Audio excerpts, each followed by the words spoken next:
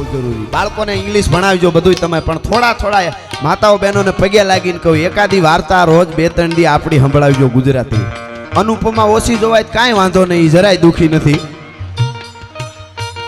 આપ અહીંયા તો ખબર નહીં, અમારે ત્યાં અમુક શહેરમાં સાંજે ખાવા નથી દેતા, બોલો પતિને. અનુપમા ચાલે, સાનું મુના બે ઓલો અનુપમા બિચારો હુકાઈ ગયો એનું કાંઈ નહીં હાવ. અને વધારે થાય તો માફ કરજો, પણ સાહિત્યકાર તરીકે આવ્યો એટલે ધરાર મારે કાયમ કહેવાય જાય કાકા, કાયમ કહેવાય જાય કે સિરિયલનું નામ હોય પવિત્ર રિશ્તા, અને કોના રૂમમાંથી કોણ નીકળે એ કાંઈ નક્કી ન હોય, છતાં 1700 એપિસોડ હાલે. તમે વિચાર તો કરો. પણ આપણા રોલ મોડલ એ પાવડરિયા હોય, પાવડર ધોળું હું કે તઈ ઊભા થાય બોલિવૂડ વાળા બેડમાંથી તઈ સવારમાં ઉઠી શકે.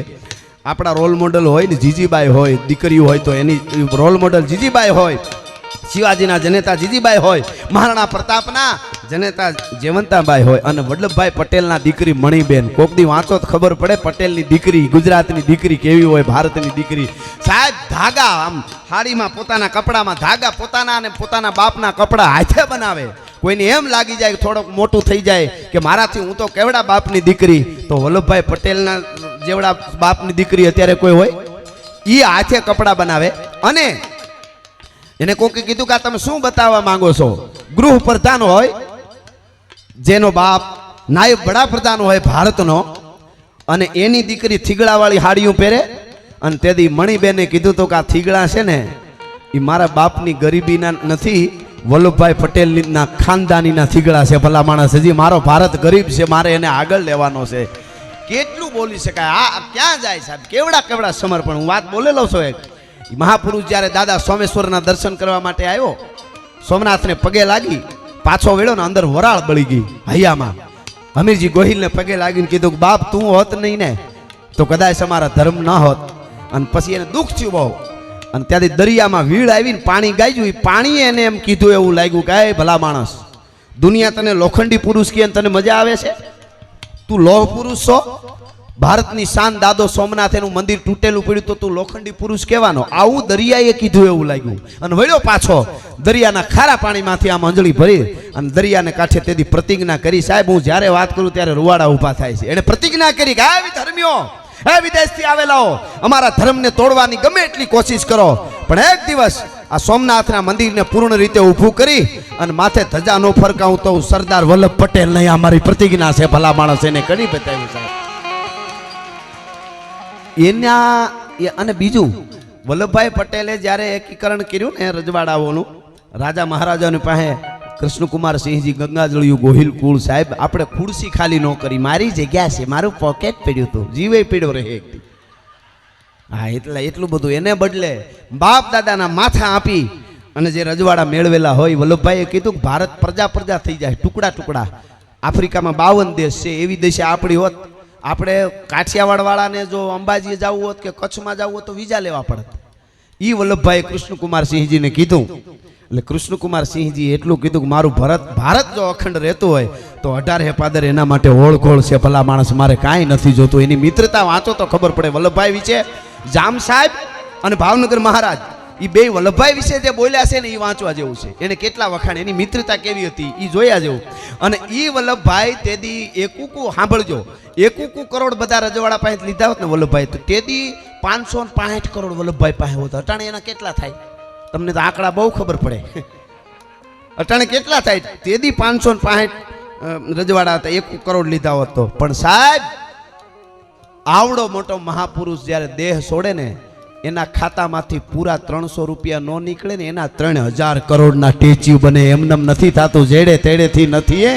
કિરત હુંદા કામ જો ચીરી જે ચામ તો રાણા રગત નીકળે. આમ લાંબો હાથ કરીને કાલે ડોક્ટરને હું કહી દઉં, ડોક્ટર સાહેબ actually 1 bottle 2 bottle 10 bottle 20 bottle કાઢી દો, મને ફેર ના પડે, પણ એકચ્યુઅલી ચામડું ના તૂટવું જોઈએ તો નીકળે.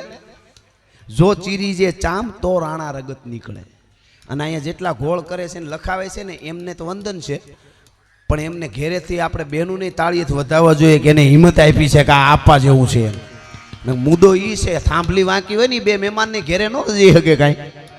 આ ઓલા ફિલ્મ આવ્યો ને પુષ્પા, નહીં ઝૂકેગા, એ નહીં ઝૂકેગા કોણ કહી શકે? લગ્ન નો થયા હોય ઈ.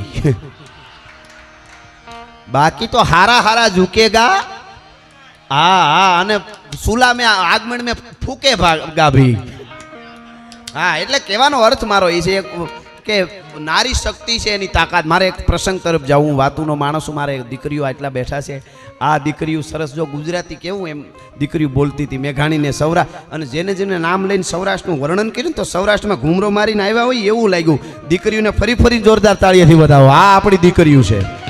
અને તમારે કોઈ મહાપુરુષ, કોઈ સાયન્ટિસ્ટ, કે સંત, કોઈ દાતાર, કોઈ સુરવીર, કોઈ તમે ભોજલરામ હોય તો ભલે, અને જલારામ બાપા હોય કે બજરંગદાસ બાપા હોય, શિવાજી હોય, પ્રતાપ હોય, વલ્લભભાઈ હોય કે પ્રમુખ સ્વામી બાપા હોય, યોગીજી બાપા હોય, એને ઉતારવા છે તો કોઈક માં જ જન્મ આપશે. એ કાંઈ આકાશમાંથી નહીં પડે. તો દીકરીઓની તૈયારી જ કરવી પડે કે નહીં? હું તમને એટલું કહી દઉં અહીંયાથી કે તમારે અહીંયા આવી બધી જમાવટ છે. હા, જલ્દી આવી જજો. છૂટા જોઈ છે. તમે મારા દેવના દીધેલ છો, આવ્યા છો તો અમર થઈને રહ્યો. તમે મારું નગત નાણું છો, આવ્યા છો તો અમર. વાહ વાહ, કામ છે કોઈનું? ઓકે ઓકે, ના ખમા મોજ અમેરી છે. હા, તમને અહીંયા આવ્યા પછી પણ તમે એ આપણી અમુક વસ્તુ ભૂલવા જેવી નથી હો. પાછી બધું ભૂલી ન જાવ, નકર પોચા પોચા થઈ જાય. આવ કોઈક પાસેથી નીકળે ને તો આમ આમ જોતા હોય, આમ આપણને એમ થાય કે આને હું ધનુર ઉપડી જાય હું. પણ જે એ છે ને મુસાફર, હું મુસાફર છું, લહેરની વાટ લેવી છે. અને મળે જો હથવારો આવો તો એક બે વાત કેવી છે. એક પ્રસંગ તરફ જવું છે. એટલે આકાશે ચાંદ તારાને નીચે ધરતી અમારી છે, સમંદર તો હૈયામાં છે, એવી ઘૂઘવાટ લેવી છે. અને હું એ તમારા જેવો છું, મારી તાસીર જુદી છે. મળે જો હેતુ હાચા તો હવે ચોપાટ લેવી છે. ને આ બધા હોંગકોંગ વાસીઓ માટે આ છેલ્લી કડી, તમારી હેડકી આવે તો આ રાજ રાજી છે. તમારી હેડકી આવે તો આ રાજ રાજી છે. આખું આયુષ આપીને એક મુલાકાત લેવી છે. મુસાફર હું મુસાફર છું, લહેરની વાટ લેવી. એટલે પ્રસંગ તરફ જવું છે. પણ વાત તમને એ કરતો હતો, છોકરાઓ તો એમને રમે છે. છોકરાને સંસ્કાર આપવા બહુ જરૂરી છે.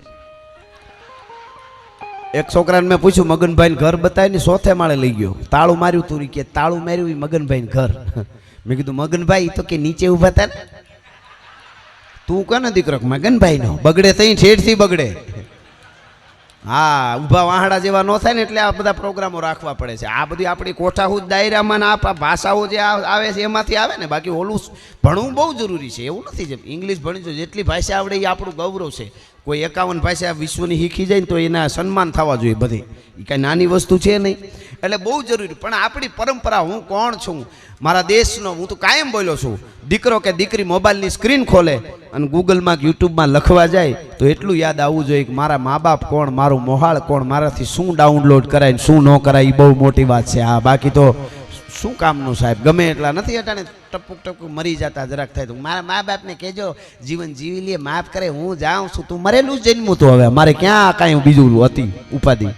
કહેવાનો અર્થ મારો એ છે કે એ વાત નથી, પણ જેને ધરબી અને જેને સંસ્કાર ભર્યા છે એ દીકરીઓ છે, એ મહાપુરુષને જન્મ આપી શકશે.